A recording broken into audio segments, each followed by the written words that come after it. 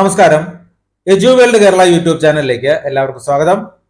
2026 അക്ഷര കേരളി പരീക്ഷാ പതിപ്പിൽ നിന്നുള്ള +1 തുല്യത സോഷ്യോളജിയുടെ മാതൃകാ ചോദ്യപേപ്പർ വിശകലനം രണ്ടാം ഭാഗമാണ് ഇന്നത്തെ ക്ലാസ്സിൽ ഉൾപ്പെടുത്തിയിരിക്കുന്നത്. മറ്റു വിഷയങ്ങളുടെ മാതൃകാ ചോദ്യപേപ്പറുകളും എക്സാമിന് ചോദിക്കാൻ സാധ്യതയുള്ള ചോദ്യങ്ങളും ഉടൻ തന്നെ ചാനലിൽ ഉൾപ്പെടുത്തുന്നതാണ്. അതുകൊണ്ട് ഈ ചാനൽ ഇതുവരെ സബ്സ്ക്രൈബ് ചെയ്തിട്ടില്ലെങ്കിൽ സബ്സ്ക്രൈബ് ചെയ്ത് സപ്പോർട്ട് ചെയ്യുക. പുതിയ ക്ലാസുകൾ അപ്ലോഡ് ചെയ്യുമ്പോൾ തന്നെ നോട്ടിഫിക്കേഷൻ ലഭിക്കുവാൻ ബെൽ ബട്ടൺ കൂടി എനേബിൾ ചെയ്യുക. നിങ്ങളുടെ അഭിപ്രായങ്ങളും നിർദ്ദേശങ്ങളും കമന്റായി അറിയിക്കുക. ക്ലാസ് ഇഷ്ടമായാൽ ലൈക്കും ഷെയറും ചെയ്യാൻ മറക്കരുത്. ചോദ്യപേപ്പർ നോക്കാം.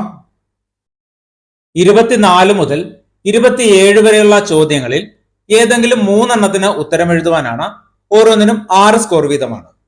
24ാമത്തെ ചോദ്യം, GS കുര്യയെ സൂചിപ്പിക്കുന്ന ജാതിയുടെ സവിശേഷതകൾ വിശദീകരിക്കുക. GS കുര്യയെ സൂചിപ്പിക്കുന്ന ജാതിയുടെ സവിശേഷതകൾ വിശദീകരിക്കുക. പേജ് നമ്പർ 209 നോക്കുക. GS കുര്യയെ ഇന്ത്യൻ ജാതി വ്യവസ്ഥയെ ശാസ്ത്രീയമായി പഠിച്ച പ്രമുഖ സമൂഹ ശാസ്ത്രജ്ഞനാണ്. ജാതി വ്യവസ്ഥയുടെ ഘടനയും പ്രവർത്തന രീതിയും വിശദീകരിക്കുന്നതിനായി അദ്ദേഹം ജാതിയുടെ 6 പ്രധാന സവിശേഷതകൾ ചൂണ്ടിക്കാട്ടിയിട്ടുണ്ട്. അവ ഏതൊക്കെയാണെന്ന് നോക്കാം. കണ്ഡവിഭജനം അടിസ്ഥാനമാക്കിയുള്ള സ്ഥാപനം, ശ്രേണിബദ്ധമായ വിഭജനം, സാമൂഹ്യ ഇടപെടലുകളിലെ വിലക്കുകളും നിയന്ത്രണവും, അവകാശങ്ങളിലും ധർമ്മങ്ങളിലും ഉള്ള വേർതിരിവ്, തൊഴിൽ തിരഞ്ഞെടുക്കുന്നതിലുള്ള നിയന്ത്രണം, വിവാഹത്തിന്മേലുള്ള നിയന്ത്രണം. വിശദമായി നോക്കാം. 1. ഖണ്ഡവിഭജനം അടിസ്ഥാനമാക്കിയുള്ള സ്ഥാപനം. സമൂഹം പല ജാതികളിലായി വിഭജിക്കപ്പെട്ടിരിക്കുന്നു. ഓരോ ജാതിയും ഒരു പ്രത്യേക സാമൂഹിക വിഭാഗമാണ്. ഒരു വ്യക്തി ജനിക്കുന്ന ജാതി തന്നെയാണ് അവന്റെ സാമൂഹിക പദവിയും അംഗത്വവും നിർണയിക്കുന്നത്. 2. ശ്രേണിബദ്ധമായ വിഭജനം. ജാതികൾക്ക് ഉയർച്ച താഴ്ച ക്രമമുണ്ട്. ചില ജാതികൾ ഉന്നത സ്ഥാനത്തും ചില ജാതികൾ താഴ്ന്ന സ്ഥാനത്തുമാണ്. ഈ ക്രമം സമൂഹത്തിൽ അസമത്വത്തിന് കാരണമാകുന്നു. 3. സാമൂഹ്യ ഇടപെടലുകളിലെ വിലക്കുകളും നിയന്ത്രണവും. ഇതിന്റെ അടിസ്ഥാനം ശുദ്ധാശുദ്ധ സങ്കല്പമാണ്. ഭക്ഷണം കഴിക്കൽ, വെള്ളം കുടിക്കൽ, സാമൂഹിക ബന്ധങ്ങൾ സ്ഥാപിക്കൽ തുടങ്ങിയ കാര്യങ്ങളിൽ ജാതിയുടെ അടിസ്ഥാനത്തിൽ നിയന്ത്രണങ്ങൾ നിലനിന്നിരുന്നു. താഴ്ന്ന ജാതിക്കാരുമായി ഇടപഴകുന്നതിലും വിലക്കുകൾ ഉണ്ടായിരുന്നു. 4. അവകാശങ്ങളിലും ധർമ്മങ്ങളിലുമുള്ള വേർതിരിവ്. ഓരോ ജാതിക്കും പ്രത്യേക അവകാശങ്ങളും കടമകളും സാമൂഹിക ഉത്തരവാദിത്തങ്ങളും നിശ്ചയിക്കപ്പെട്ടിരുന്നു. എല്ലാ ജാതികൾക്കും ഒരേ അവകാശങ്ങൾ ലഭിച്ചിരുന്നില്ല. 5. തൊഴിൽ തിരഞ്ഞെടുക്കുന്നതിലുള്ള നിയന്ത്രണം. ഓരോ ജാതിക്കും പാരമ്പര്യമായി ഒരു തൊഴിൽ നിശ്ചയിക്കപ്പെട്ടിരുന്നു. സാധാരണയായി ആ ജാതിക്കാർ അതേ തൊഴിൽ തന്നെ ചെയ്യണമായിരുന്നു. മറ്റ് തൊഴിലുകളിലേക്ക് മാറുന്നതിന് നിയന്ത്രണങ്ങൾ ഉണ്ടായിരുന്നു. 6. വിവാഹത്തിന്മേലുള്ള നിയന്ത്രണം. ഓരോ ജാതിയിലെയും അംഗങ്ങൾ സ്വന്തം ജാതിക്കുള്ളിൽ മാത്രം വിവാഹം കഴിക്കണമെന്നായിരുന്നു രീതി. മറ്റ് ജാതികളുമായുള്ള വിവാഹം പൊതുവെ അംഗീകരിക്കപ്പെട്ടിരുന്നില്ല. ഇന്ത്യൻ ജാതി വ്യവസ്ഥയുടെ പ്രധാന സവിശേഷതകളെ വ്യക്തമായി അവതരിപ്പിച്ച സമൂഹ ശാസ്ത്രജ്ഞനാണ് GS കുര്യയെ. അദ്ദേഹം പറഞ്ഞ ഈ 6 സവിശേഷതകൾ ജാതി വ്യവസ്ഥയുടെ ഘടനയും പ്രവർത്തന രീതിയും മനസ്സിലാക്കാൻ സഹായിക്കുന്നു. 25ാമത്തെ ചോദ്യം, ആദർശ മാതൃക, ഉദ്യോഗസ്ഥ വൃന്ദം, അന്യവൽക്കരണം എന്നീ ആശയങ്ങൾ വിശദീകരിക്കുക. ആദർശ മാതൃക, ഉദ്യോഗസ്ഥ വൃന്ദം, അന്യവൽക്കരണം എന്നീ ആശയങ്ങൾ വിശദീകരിക്കുക. ആൻസർ നോക്കാം. ജർമ്മൻ സമൂഹ ശാസ്ത്രജ്ഞനായ മാക്സ് വെബറും ജർമ്മൻ ചിന്തകനായ കാൾ മാക്സും സമൂഹ ശാസ്ത്രത്തിന് വിലപ്പെട്ട നിരവധി ആശയങ്ങൾ സംഭാവന ചെയ്തിട്ടുണ്ട്. സമൂഹത്തിന്റെ ഘടനയും അധികാര ബന്ധങ്ങളും ഭരണ സംവിധാനവും തൊഴിലാളികളുടെ അവസ്ഥയും ശാസ്ത്രീയമായി വിശദീകരിക്കാൻ അവർ അവതരിപ്പിച്ച പ്രധാന ആശയങ്ങളാണ് ആദർശ മാതൃക, ഉദ്യോഗസ്ഥ വൃന്ദം, അന്യവൽക്കരണം. ഈ ആശയങ്ങൾ ആധുനിക സമൂഹത്തെ മനസ്സിലാക്കുന്നതിൽ സുപ്രധാന സ്ഥാനമാണ് വഹിക്കുന്നത്. 3 വിശദമായി നോക്കാം. ജർമ്മൻ സമൂഹ ശാസ്ത്രജ്ഞനായ മാക്സ് വെബർ അവതരിപ്പിച്ച പ്രധാന ആശയമാണ് ആദർശ മാതൃക. സാമൂഹിക യാഥാർത്ഥ്യങ്ങളെ ശാസ്ത്രീയമായി പഠിക്കാൻ സഹായിക്കുന്ന ആശയപരമായ മാതൃകയാണിത്. ഒരു സാമൂഹ്യ പ്രതിഭാസത്തിന്റെ പ്രധാന സവിശേഷതകൾ മാത്രം ഉൾപ്പെടുത്തി രൂപപ്പെടുത്തുന്ന ആശയപരമായ മാതൃകയാണ് ആദർശ മാതൃക. ഇത് യഥാർത്ഥത്തിൽ നിലനിൽക്കുന്ന ഒന്നല്ല. സാമൂഹിക പ്രതിഭാസങ്ങളെ മനസ്സിലാക്കാനും താരതമ്യം ചെയ്യാനും വിശകലനം ചെയ്യാനുമുള്ള ഉപകരണമാണ്. വെബർ അധികാരത്തെ വിശകലനം ചെയ്യാൻ പരമ്പരാഗത അധികാരം, വ്യക്തിപ്രഭാവ അധികാരം, യുക്തിപരവും നിയമപരവുമായ അധികാരം എന്നീ 3 ആദർശ മാതൃകകൾ അവതരിപ്പിച്ചു. സാമൂഹിക യാഥാർത്ഥ്യങ്ങളെ ശാസ്ത്രീയമായി മനസ്സിലാക്കാൻ സഹായിക്കുന്ന പ്രധാന ആശയമാണ് ആദർശ മാതൃക. ഉദ്യോഗസ്ഥ വൃന്ദം നോക്കാം. മാക്സ് വെബറിന്റെ അഭിപ്രായത്തിൽ യുക്തിപരവും നിയമപരവുമായ അധികാരത്തിന്റെ ഏറ്റവും മികച്ച ഉദാഹരണമാണ് ഉദ്യോഗസ്ഥ വൃന്ദം. നിശ്ചിത നിയമങ്ങളും ചട്ടങ്ങളും അനുസരിച്ച് ഉദ്യോഗസ്ഥർ പ്രവർത്തിക്കുന്ന ഭരണ സംവിധാനമാണ് ഉദ്യോഗസ്ഥ വൃന്ദം. ഇതിൽ ഓരോ ഉദ്യോഗസ്ഥനും വ്യക്തമായ ചുമതലയും അധികാര പരിധിയും ഉണ്ടായിരിക്കും. സ്ഥാനങ്ങൾ ശ്രേണീക്രമത്തിലായിരിക്കും. രേഖകളുടെ അടിസ്ഥാനത്തിലാണ് പ്രവർത്തനം. ഓഫീസ് മാനേജ്മെന്റിനും പെരുമാറ്റച്ചട്ടങ്ങൾക്കും പ്രാധാന്യം നൽകുന്നു. ഉദ്യോഗസ്ഥരെ യോഗ്യതയുടെ അടിസ്ഥാനത്തിലാണ് നിയമിക്കുന്നത്. ക്രമബദ്ധവും കാര്യക്ഷമവുമായ ഭരണ സംവിധാനമാണ് ഉദ്യോഗസ്ഥ വൃന്ദം. ഇനി അന്യവൽക്കരണം നോക്കാം. കാൾ മാർക്സിന്റെ പ്രധാന ആശയങ്ങളിൽ ഒന്നാണ് അന്യവൽക്കരണം. മുതലാളിത്ത സമൂഹത്തിൽ തൊഴിലാളി അനുഭവിക്കുന്ന അകൽച്ചയെയാണ് ഇത് സൂചിപ്പിക്കുന്നത്. മുതലാളിത്ത സമൂഹത്തിൽ ഒരു തൊഴിലാളി തന്റെ അധ്വാന ഫലത്തിനും ഉൽപാദന പ്രക്രിയയിലും സ്വന്തം സ്വത്വത്തിലും മറ്റു മനുഷ്യരിലും നിന്ന് അകന്നു പോകുന്ന അവസ്ഥയാണ് അന്യവൽക്കരണം. തൊഴിലാളി നിർമ്മിക്കുന്ന ഉൽപ്പന്നത്തിന്റെ ഉടമസ്ഥാവകാശം മുതലാളിക്കായതിനാൽ തൊഴിലാളിക്ക് തന്റെ അധ്വാനത്തിൽ അവകാശമില്ല. ഉൽപാദന പ്രക്രിയയിലും തൊഴിലാളിക്ക് സ്വാതന്ത്ര്യമില്ല. മുതലാളിയുടെ നിർദ്ദേശങ്ങൾ അനുസരിച്ചാണ് ജോലി ചെയ്യേണ്ടത്. അതിനാൽ സ്വന്തം കഴിവുകൾ പൂർണ്ണമായി പ്രകടിപ്പിക്കാൻ കഴിയാതെ തൊഴിലാളി സ്വന്തം സ്വത്വത്തിൽ നിന്ന് തന്നെ അകന്നു പോകുന്നു. കൂടാതെ സഹപ്രവർത്തകരുമായുള്ള ബന്ധവും മത്സര സ്വഭാവമുള്ളതാകുന്നതിനാൽ അവരിൽ നിന്നുള്ള അകൽച്ചയും ഉണ്ടാകുന്നു. മാർക്സിന്റെ അഭിപ്രായത്തിൽ അന്യവൽക്കരണം 4 തരത്തിലാണ്. പ്രകൃതിയിൽ നിന്നുള്ള അന്യവൽക്കരണം, പരസ്പരമുള്ള അന്യവൽക്കരണം, സ്വന്തം അധ്വാന ഫലത്തിൽ നിന്നുള്ള അന്യവൽക്കരണം, അവനവരിൽ നിന്നുള്ള അന്യവൽക്കരണം. തൊഴിലാളി തന്റെ അധ്വാനത്തോടും അധ്വാന ഫലത്തോടും സ്വത്വത്തോടും സമൂഹത്തോടും അകന്നു പോകുന്ന അവസ്ഥയാണ് അന്യവൽക്കരണമെന്ന് കാൾ മാർക്സ് വിശദീകരിക്കുന്നത്. മുതലാളിത്ത സമൂഹത്തിലെ തൊഴിലാളിയുടെ യഥാർത്ഥ അവസ്ഥ വ്യക്തമാക്കുന്ന പ്രധാന ആശയമാണിത്. 26ാമത്തെ ചോദ്യം, വിവാഹത്തിന്റെ വിവിധ രൂപങ്ങളെ കുറിച്ച് വിലയിരുത്തുക. വിവാഹത്തിന്റെ വിവിധ രൂപങ്ങളെ കുറിച്ച് വിലയിരുത്തുക. ആൻസർ: സമൂഹം അംഗീകരിക്കുന്ന സ്ത്രീയും പുരുഷനും തമ്മിലുള്ള സ്ഥിരമായ ദാമ്പത്യ ബന്ധമാണ് വിവാഹം. കുടുംബത്തിന്റെ രൂപീകരണത്തിനും സമൂഹത്തിന്റെ നിലനിൽപ്പിനും വിവാഹം പ്രധാന സാമൂഹിക സ്ഥാപനമാണ്. പങ്കാളികളുടെ എണ്ണത്തെയും വിവാഹ നിയമങ്ങളെയും അടിസ്ഥാനമാക്കി വിവാഹത്തെ വിവിധ രൂപങ്ങളായി തരംതിരിക്കാം. വിശദമായി നോക്കാം. പങ്കാളികളുടെ എണ്ണം ആസ്പദമാക്കിയുള്ള വിവാഹങ്ങൾ. ഏകവിവാഹം: ഒരു പുരുഷൻ ഒരു സ്ത്രീയെയോ ഒരു സ്ത്രീ ഒരു പുരുഷനെയോ മാത്രം വിവാഹം കഴിക്കുന്ന രീതിയാണ് ഏകവിവാഹം. മിക്ക സമൂഹങ്ങളിലും ഏറ്റവും സാധാരണമായി കാണപ്പെടുന്ന വിവാഹ രൂപമാണിത്. അനുക്രമ വിവാഹം: ചില സമൂഹങ്ങളിൽ പങ്കാളിയുടെ മരണശേഷമോ വിവാഹമോചനത്തിന് ശേഷമോ വീണ്ടും വിവാഹം ചെയ്യുന്നത് അംഗീകരിക്കപ്പെടുന്നു. എന്നാൽ ഒരേ സമയം ഒന്നിലധികം പങ്കാളികൾ ഉണ്ടായിരിക്കില്ല.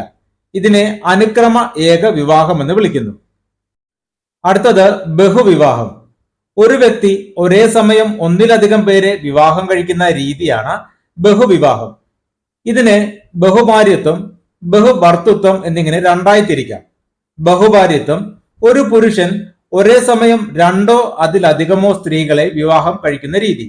ബഹുഭർത്തൃത്വം: ഒരു സ്ത്രീ ഒരേ സമയം 2ഓ അതിലധികമോ പുരുഷന്മാരെ വിവാഹം കഴിക്കുന്ന രീതി. അടുത്തത് സ്വഗണ ബഹിർഗണ വിവാഹ നിയമങ്ങൾ. സ്വഗണ വിവാഹം നോക്കാം. സ്വന്തം സാമൂഹിക വിഭാഗത്തിനുള്ളിൽ തന്നെ വിവാഹം കഴിക്കുന്ന രീതിയാണ് സ്വഗണ വിവാഹം. ജാതി, ഗോത്രം, വർഗം തുടങ്ങിയ സാമൂഹിക വിഭാഗങ്ങളിൽ ഇത് കാണപ്പെടുന്നു. ബഹിർഗണ വിവാഹം: സ്വന്തം സാമൂഹിക വിഭാഗത്തിന് പുറത്തുനിന്ന് വിവാഹം കഴിക്കുന്ന രീതിയാണ് ബഹിർഗണ വിവാഹം. ഇത് സ്വഗണ വിവാഹത്തിന്റെ നേർ വിപരീതമാണ്. പങ്കാളികളുടെ എണ്ണത്തെയും വിവാഹ നിയമങ്ങളെയും അടിസ്ഥാനമാക്കി വിവാഹത്തിന് വിവിധ രൂപങ്ങളുണ്ട്. ഏകവിവാഹം, ബഹുവിവാഹം, സ്വഗണ വിവാഹം, ബഹിർഗണ വിവാഹം എന്നിവയാണ് പ്രധാന വിവാഹ രൂപങ്ങൾ. ഓരോ സമൂഹത്തിന്റെയും ആചാരങ്ങളും നിയമങ്ങളും സംസ്കാരവും അനുസരിച്ച് ഇവയിൽ വ്യത്യാസങ്ങൾ കാണപ്പെടുന്നു. 27ാമത്തെ ചോദ്യം, അഭിമുഖ രീതി വിശദീകരിക്കുക. അതിന്റെ നേട്ടങ്ങളും കോട്ടങ്ങളും പട്ടികപ്പെടുത്തുക. അഭിമുഖ രീതി വിശദീകരിക്കുക. അതിന്റെ നേട്ടങ്ങളും കോട്ടങ്ങളും പട്ടികപ്പെടുത്തുക. ആൻസർ നോക്കാം. സമൂഹശാസ്ത്രത്തിൽ വിവരശേഖരണത്തിന് വ്യാപകമായി ഉപയോഗിക്കുന്ന രീതിയാണ് അഭിമുഖം. അഭിമുഖത്തിൽ ഗവേഷകനും പ്രതികർത്താവ് അല്ലെങ്കിൽ ഉത്തരം നൽകുന്നയാളും തമ്മിൽ നേരിട്ടുള്ള സംഭാഷണം നടക്കുന്നു. ഈ സംഭാഷണം ഒരു ചോദ്യോത്തര രീതിയിലായിരിക്കും. ഗവേഷണത്തിന്റെ ഉദ്ദേശത്തിന് അനുയോജ്യമായ ചോദ്യങ്ങളാണ് ഗവേഷകൻ ചോദിക്കുന്നത്. അഭിമുഖം പ്രധാനമായും ചിട്ടപ്പെടുത്തിയത്, ചിട്ടപ്പെടുത്താത്തത് എന്നിങ്ങനെ രണ്ടു തരമാണ്.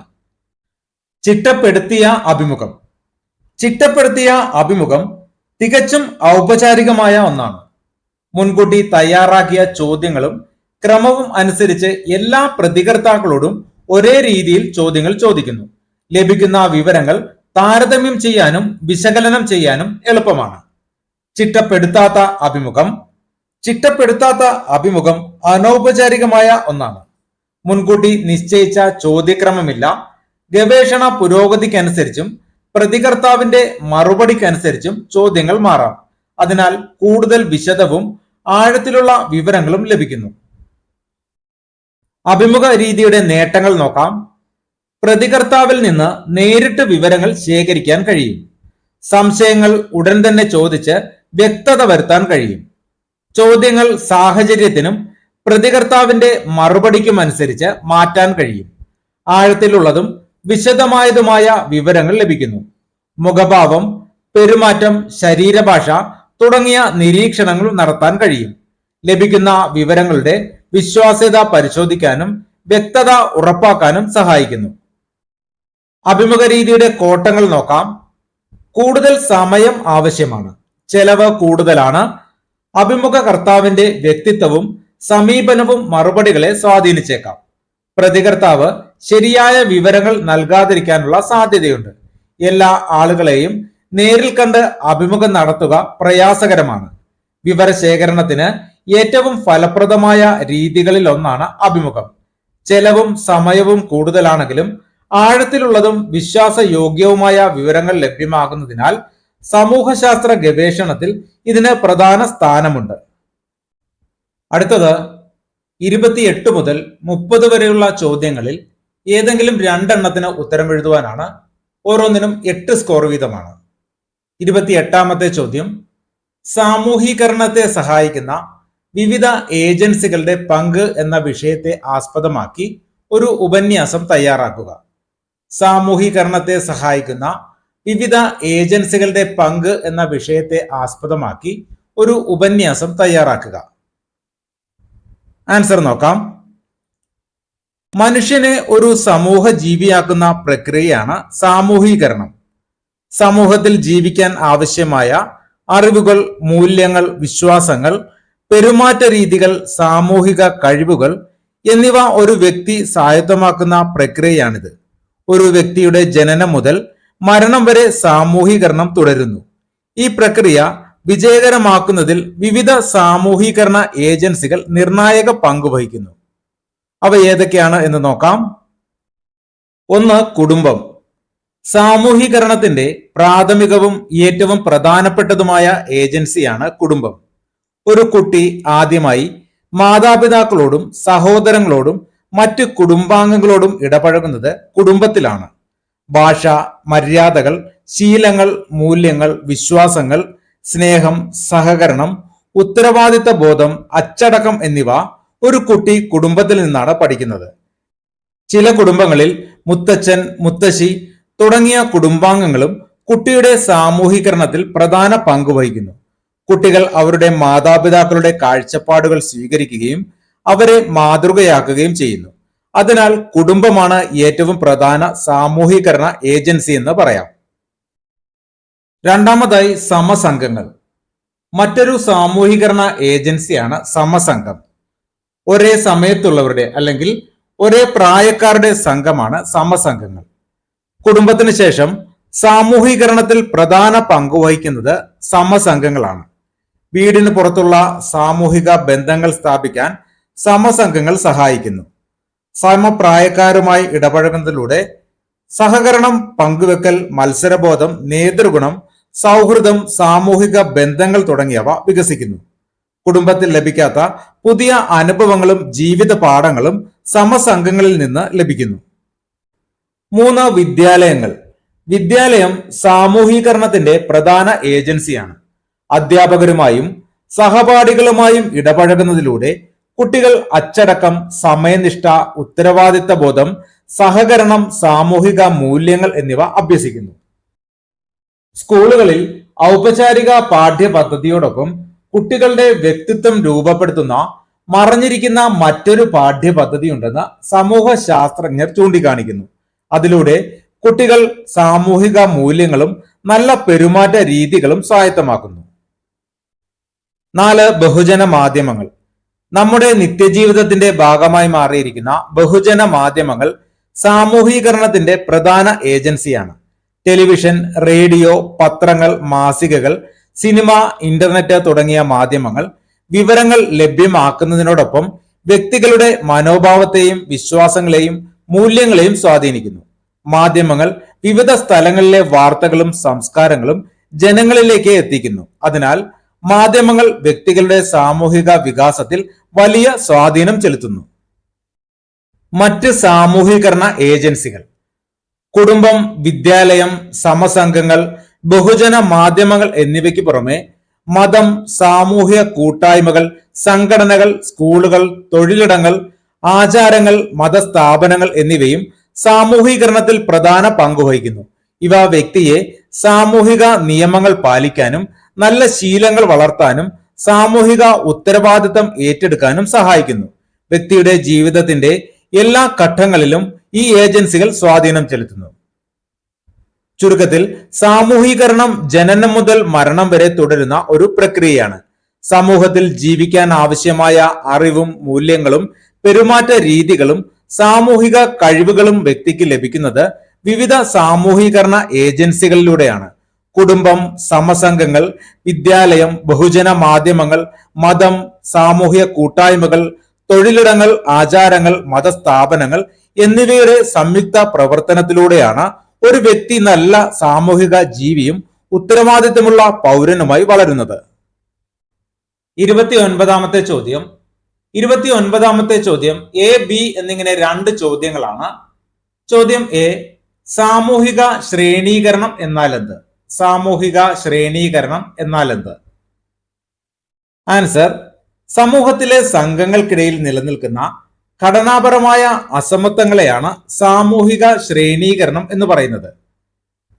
അധികാരം, തൊഴിൽ, വിദ്യാഭ്യാസം, സമ്പത്ത്, ജീവിത സാഹചര്യങ്ങൾ തുടങ്ങിയ ഘടകങ്ങളുടെ അടിസ്ഥാനത്തിലാണ് സമൂഹത്തിൽ വ്യത്യസ്ത സാമൂഹിക സ്ഥാനങ്ങൾ രൂപപ്പെടുന്നത്.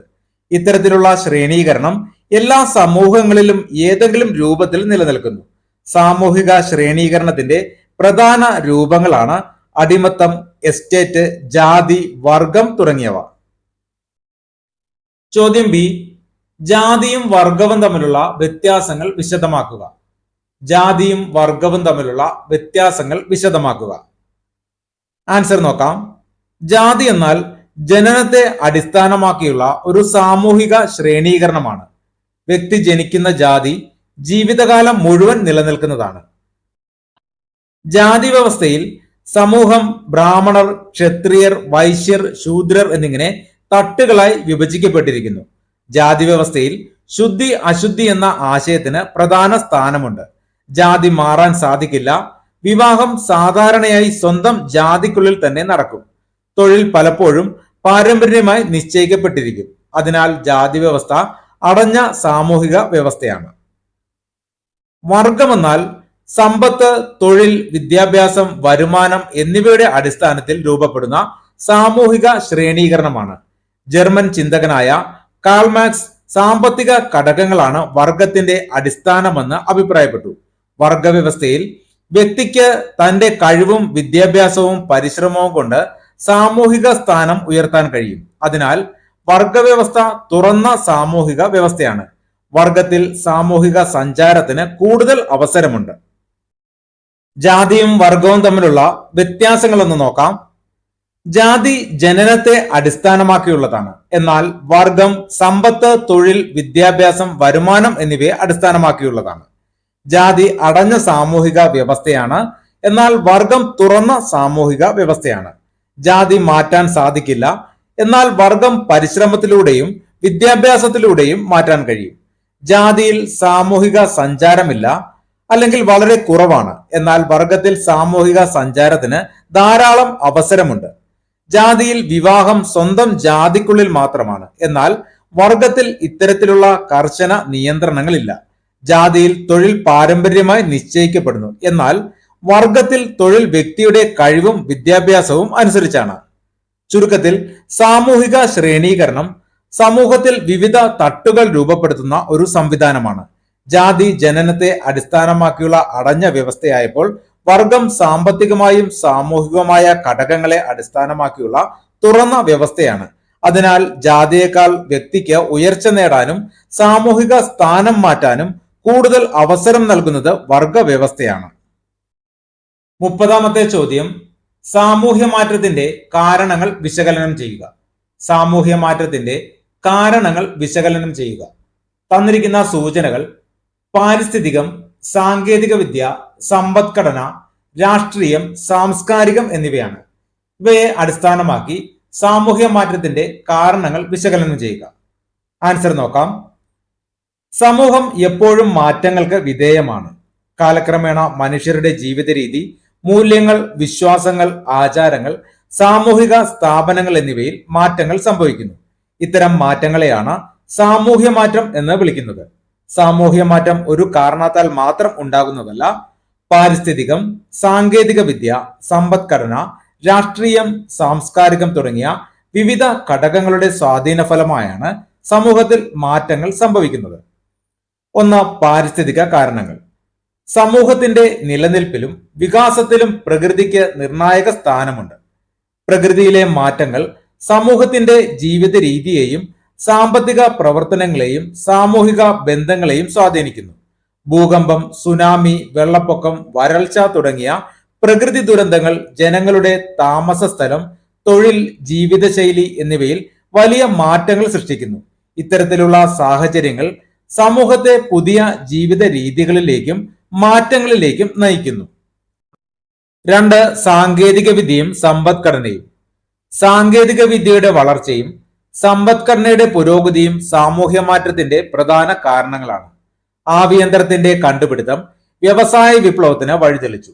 തുടർന്ന് വൈദ്യുതി, യന്ത്രവൽക്കരണം, കമ്പ്യൂട്ടർ, ഇന്റർനെറ്റ്, വിവര സാങ്കേതിക വിദ്യ എന്നിവയുടെ വളർച്ച മനുഷ്യജീവിതം കൂടുതൽ സൗകര്യപ്രദമാക്കി. ഗതാഗത, വാർത്താവിനിമയ രംഗങ്ങളിലെ പുരോഗതി മനുഷ്യനെയും ലോകത്തെയും തമ്മിൽ കൂടുതൽ അടുപ്പിച്ചു.